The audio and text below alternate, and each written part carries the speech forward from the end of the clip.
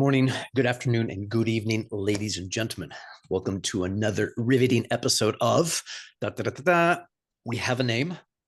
It's no longer a working title. It is now The Gap. Now, for those of you at home going, you mean the store? No, not the store. So this was something that Wesley actually brought up when we were first batting this idea around, like having a show. And he says, The Gap. So that was my first reaction. I was like, the store? He's like, no. He's like, obviously there's an age gap. Like, this kid's calling me old. What the fuck, dude? No, I'm just kidding. And then, and then I'm like, okay. And then we start getting into it. And then as far as like the gap in sales, right? Because this is fundamentally a show about, I would say, sales philosophy, sales methodologies, but then also going into entrepreneurship. But that's a discussion for another time. So this is the title of the show for right now. We're super curious to see what people think of it. Yes, we're aware that there are other podcasts called The Gap. I looked it up the other day, and this one was based on video games, but I'm like, you know what? Fuck those guys. Our show's going to be way better. Unless you like video games and hate sales, and then we're screwed. Otherwise, you're probably not going to be watching. So with that being said, Wesley, I'm going to hand it over to you so we can introduce today's topic. And also, if I missed anything about the gap, you can, fill in the gaps. Fill in the gap. There you go. Yeah. Yeah, that's basically it. It was just the play on words. I thought it was kind of interesting. If it's too corny and it doesn't stick, then we'll switch it. But we have a book. Do you want to show them the book? I also have the book, The Gap, which is our basically our sales philosophy, is about creating a gap and from where you want to be and where you are right now and things like that. So I thought it was a cool play on words. Got some double meanings in there, but yeah, today's topic is kind of about the negative side of or not even that. It's like the reasons why maybe sales isn't the right industry for you, or like the downside of sales, because people try to paint it out to be this like black and white, 9 to 5 is terrible, and the sales space is time freedom and all this beautiful sunshine and rainbows. And then once you get into it, you're kind of like reverse. They kind of switch it on you, and they're like, actually, it's a shit ton of work, super competitive, very volatile. Good luck. Most people don't make it. And I wanted to kind of present that to some people because I think having proper expectations is really, really important with whatever you do. And so, just to be aligned with what you're doing and why you're doing this, because if you're doing it for the wrong reasons, it might not be a good fit for you. And I've seen a lot of people, even friends of mine, that started in sales and now they're back doing normal jobs, and they feel more fulfilled now than they did when they were doing sales. And so that's kind of the basic topic today. I think, just to start off my opinion with it, some of the things with sales that aren't super appealing is this idea that sales, you can create all this freedom and this flexibility, but it comes with a cost of having to put yourself in a position where you have enough leverage to do that, right? A lot of times you're working on an offer, Marco and I can both attest to this, where the lead flow is not there, or the vetting process isn't good, or most people in sales kind of know what I'm talking about, where like you have to kind of just take shitty calls that probably aren't going to close, and it's really hard at first, and you don't make a lot of money until you find an offer that is pretty good. But even good offers, as Marco and I are seeing in our industry, they're very volatile, right? Things change. FTC regulations come in and you have to shift around what you're doing, or they cut out certain things that aren't even necessarily unethical, but it's just these weird gray areas that we're trying to figure out as a culture. And so I think if you're coming in here thinking that it's going to be this, like, not the grind of a 9 to 5, like everybody keeps saying, I think it's actually going to be more so of a grind. And it's just a matter of doing something that's worth pursuing, like choosing a suffering that's worth taking on, or a challenge, to be more clear with my words, like choosing a challenge that's worth taking on rather than trying to pursue grass is greener, thinking, because that's ultimately going to lead you right back to where you started, realizing that it's not actually easier than you thought your 9 to 5 job was. 100%. Real, which I used to do. 100%. It's that trap of binary thinking, right? I would say, it's like, this sucks, this doesn't, that kind of a thing. But it's really just a bunch of gray. You mentioned something earlier when you first started off, as far as like making sure that you're not getting in for the wrong reasons. And I was that kind of, perked my curiosity there, where I was just like, okay, what are the wrong reasons? And then it made me think one of the first reasons why people get into this industry, or at least the marketing behind it when it's being introduced, it's, do you want to make money from home? Right? Do you want to have more time freedom? So ultimately it boils down to freedom. And then when I hear terms like freedom, I instantly think of Socrates. And the reason why is because I don't think most of us know what freedom really means. We have a general idea, we have a vague idea. This is something that you'll hear JD say a lot, is that I am the prospect, the prospect is me. It's like we are the prospect. And when it comes to like understanding our clients, our customers, our prospects, whatever you want to call them, we have to understand ourselves. And so part of that is understanding these concepts that we just throw around, like value, freedom, whatever it might be, wealth generation, generational wealth. And like, do we understand the implications? Do we understand what we even mean by freedom? And when we start sitting with it, we start essentially having like a Socratic dialogue with ourselves, because that's what it is, to start breaking this shit down. It's like, okay, do you want to be held accountable? Are you intrinsically motivated? Are you a self-starter, or can you become these things? I think that's an important factor to bring up. Can you become these things? Because if we end up labeling ourselves, such as, well, I'm not really a morning person. It's like, well, can you be though? All right. I'm not really, a people person. Well, can you be?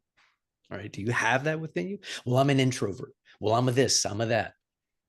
And so that's got to be like the beginning of things, I think, where we start shedding these things. Because yes, like you said, there is a cost to all of this shit. There is a cost for me conducting my business the way I do in my little corner here in Galt, as opposed to some of our friends that we have in the space that are working internationally, right? But there's a cost there, right? Mm. There's that difference between, it's like, we have a certain type of stability, maybe not, is stability an illusion? When you mention things like volatility in the offers, oh my God, Yeah. right? Way If you more had volatile than 9 to 5, I think. right, way more volatile, right? If you had a heart condition, I would not recommend this, right? If you because it's just like, right, that kind of a thing. And then not to mention all the changes that are going on with the FTC, which of all things, governmental body, actually coming in to make sure that business owners are being ethical about their shit, Yeah. especially with the marketing. That's like a Right. huge issue. So going back to the original topic at hand, reasons why you shouldn't do this, right? Um, I would posit, I would say that what you see out there when you have people on these offers that are doing 20, 30, $40,000 a month, that's kind of like, I don't want to call it the holy grail per se, but there's a lot of things that go into that in order to be able to land roles like that. Yeah. One of the things that the UCM's big on, right? Networking, relationship building, right? Skills is important too, right? You have other schools of thought that really harp only skill. And it's like, yeah, skill can only get you so far, but if you don't know the right people and you can't get into the right rooms, this skill is worth shit. So it's a combination of both. Yeah. Yeah. It's a weird balance of different things too.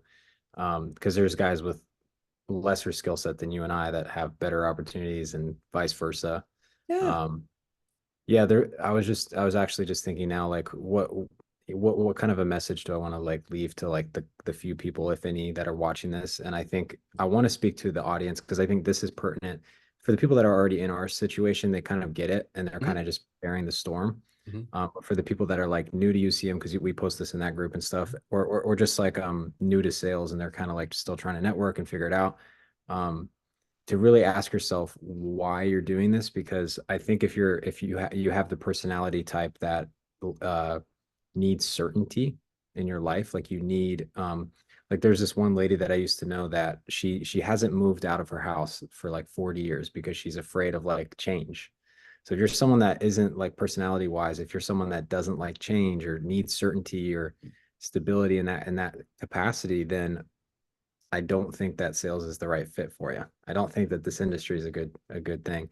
I think this is for people that like to have a work-life imbalance, that like to have to push themselves a little bit more than what normal people are used to in terms of their stress tolerance. If you have high stress tolerance and risk tolerance and things like that, um, but also just like the you know I think people skills is important too. And this is something that's been a challenge for me because I'm very introverted. I'm not like a social guy. I'm not an extrovert.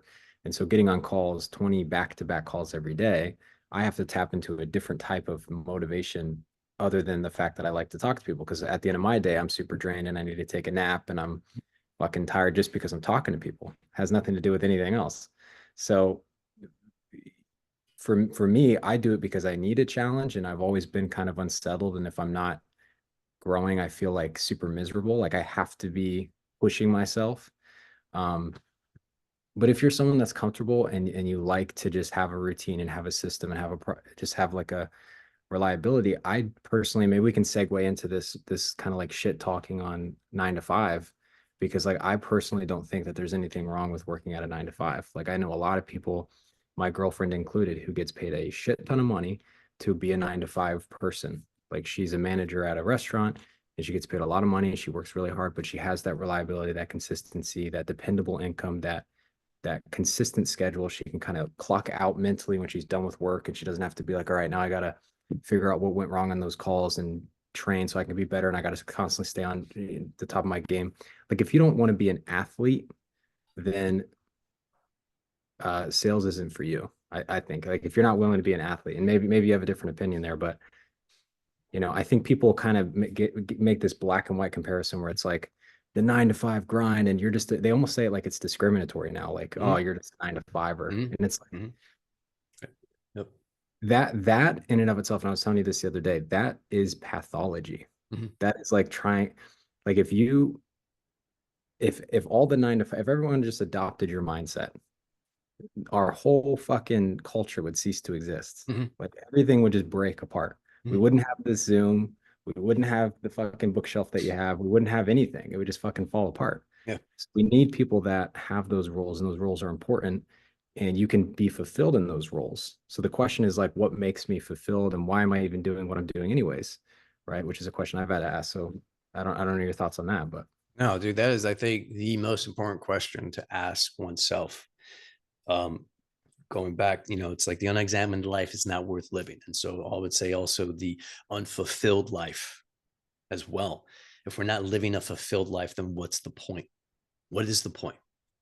I was watching this there's Homozy thing this morning, this YouTube. It was a great video. And it was all about, he was talking about winning and the things you could do to win. But then this is where one thing he said that was just like, I don't fucking agree with that one. And he said, you can still win and have a miserable life. And I was like, sure, you can have a shit ton of money, but if your life is miserable, is that winning? Is that winning? Is that winning? Right? You've got, let's say you've got a poor ass farmer in India with a beautiful family, and that guy's fucking happy. As opposed to you've got a fucking billionaire on the verge of suicide and his wife left his ass. Right? So it's always and the metrics that exist in the space, the dick measuring that we see of the success of this, of the success of that. But what about what right. happens here? And so as soon as you start talking about what's happening here, it's like you're deemed a pussy, you're deemed to this, you're deemed to that. Yeah. And it's just like, what the fuck? ADD intrusive thought here because I don't want to Go forget. ahead. No, go I ahead. think I think the penis measuring culture that we see in sales is because of what I'm saying. I could be wrong. I'm an idiot 25-year-old, but I think it's because people come into it with they want the social proof of I'm not a 9 to 5er. Like it's a classism type of thinking. They're better than other people, and so the whole persona is just flexing their dick about how much they're making or whatever. You Yeah. know what I mean? Like It's like that's a, part of what it is. Part of yeah. it's networking, but part of it's just to kind of one up everybody. It's a Right. flex. Everything's a flex, dude. In Feels some way, good. what we're doing is a flex, dude. Like at some point during one of our podcasts, I'm probably going to take my shirt off to actually literally flex, and I'll just be Show what you're working flexing. on. You know what I'm saying? So, but it's going back to the whole, escaping the matrix 9 to 5 thing. It's like we are the matrix. We are part of the matrix. We're part and parcel. We cannot separate from it. We support it, and it supports us. So when you've got fucking people saying, "Oh, you skipped the matrix," like, no, motherfucker, you're still here. You're still here. You're still contributing. You're still part of it. And it's a crack up. It's like we rely on it and it relies on us. It's like the one part that people forgot from that film was when Neo was having the conversation with one of the elders, and he's just down at the bottom going like, "Yeah, dude, we need this as much as it needs us." Like Yeah. it's a symbiotic relationship. This is and to disparage and to look down at 9 to 5ers like it's a bad thing. It's insulting to those folks that have worked so hard. Now, with that being said, for those brave souls that want to break out of that, for those brave souls that want to be better than what they were, not than anyone else, if you're willing to put the time and effort, you said something was very important. Athlete. What is an athlete? Someone who puts time in to build their body, right? To build their game. But in the space that we're discussing as far as sales, and I would take it along further, even entrepreneurship, it's about building all the skill sets that you need here, Yeah. here. Yeah. It's being willing to go into the storm when you don't know exactly where the destination is going to be. It's like embracing that chaos and stuff. And for me, part of why I do it is because I'm trying to find that reason. And you can't find that by being like Bilbo Baggins. And if those to read The Hobbit, perfect example. He had the best life ever, 7 square meals a day, whatever it was, dialed in, perfect routine, beautiful house.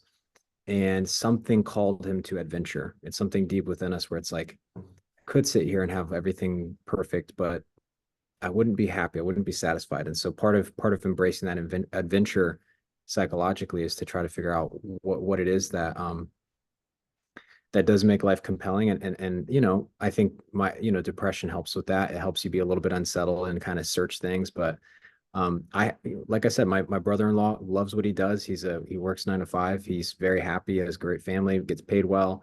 And some of the best memories I've ever had in my life were when we were just dicking around, eating lunch, working construction on the side of the highway and just making jokes and being together with my friends and stuff like that. And so I think if we were to leave off with something today, like a principle that we can kind of encourage people to think about, is like, what would make your life really worth getting up every day for? Is it the pursuit of the money? Because if you achieve the money, what do you get? Well, I get a better life, so I get the house instead. But does the house make you happy? Or is it the feeling that it gives you to have the status of being someone that gets the house? Well, why do you need status? Right? Doing a sales process on your own brain and then realizing that, like the monks used to say, if you can't find happiness, and you tell me this all the time, if you can't find happiness now with what you have where you are, then you're chasing this illusion, right? So it's like, what are we even doing this for at the end of the day? That's the question, ladies and gentlemen. Why are we doing this? What are we pursuing? Is it the money? Is it the happiness? And then what do you mean by happiness? Our timer just went off, buddy. So I think that's a good place to leave it. Ladies and gentlemen, thank you for joining us once again. If you like what you hear and you want to hear some other topics, please leave some comments below. Also, share this if you can. We would really appreciate that. Wesley, anything to add before we go? That's it. Just a disclaimer that we're two half-hearted, half kind of silly, stupid people that are just trying to figure out our way through sales and just reflecting as we go. So hope it resonates with somebody. Right on, buddy. All right, we are going to end this show.